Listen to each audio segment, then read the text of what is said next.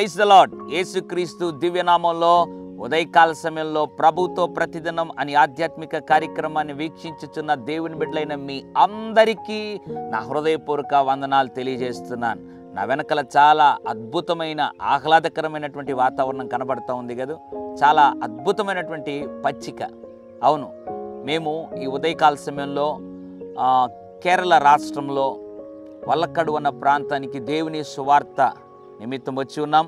ఉదయకాల సమయంలో దేవుడిచ్చినటువంటి ఈ సమయాన్ని ఇక్కడ నుండి మీతో మాట్లాడడానికి వినియోగించుకోవడానికి ప్రభు కృప చూపుతూ వచ్చారు.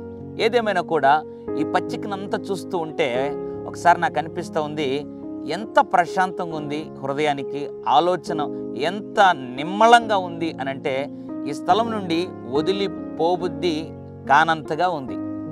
సరే, దేవుని వాక్యంలో నుండి దేవుడు తన ప్రజలకు ఏ వాతావరణంని దేవుడు ఇవ్వాలి, ఏ విధమైనటువంటి వాతావరణంలో దేవుడు తన ప్రజలను ఉంచాలి అని ఆశపడుతున్నాడో పరిశుద్ధ గ్రంథం నుండి ఒక మాటను దేవుడి ఉదయకాల సమయంలో మన ఎదుట ఉంచాలని ఆశపడుతున్నాడు. కీర్తన 23వ అధ్యాయం 2వ వచనం. ఈ వచనం మన అందరికీ తెలుసు.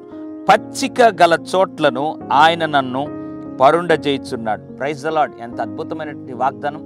దేవుడంట పచ్చిక గల చోట్లను మనల్ని పరుండ చేస్తాడంట. ఎంత ఆశీర్వాదకరమైన వాగ్దానం. ఎవరిని?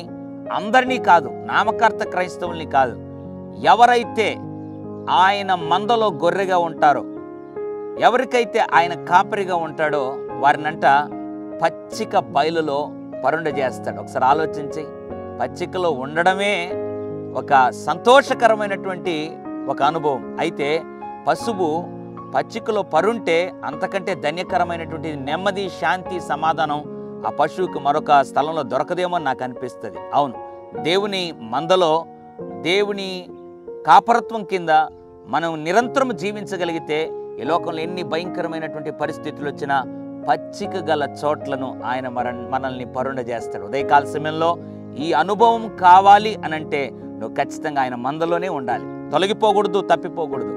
కాబట్టి ఉదయకాల సమయంలో ఈ అనుభవం నాకు కూడా ఇవ్వు ప్రభువా, నాకు నువ్వు కాపరిగా ఉండు ప్రభువా, నేను నీ గొర్రెగా నిరంతరము నమ్మకంగా జీవిస్తాను ప్రభు అని తీర్మానం తీసుకుంటే ఈ పచ్చిక గల చోట్లను ఆయన నిన్ను కూడా పరుండ చేసి ఆయన నిన్ను శాంతి సమాధానాలతో నింపి నడిపించగలడు. పరిశుద్ధుడా, ప్రేమగల తండ్రి, నీకు వందనాలు.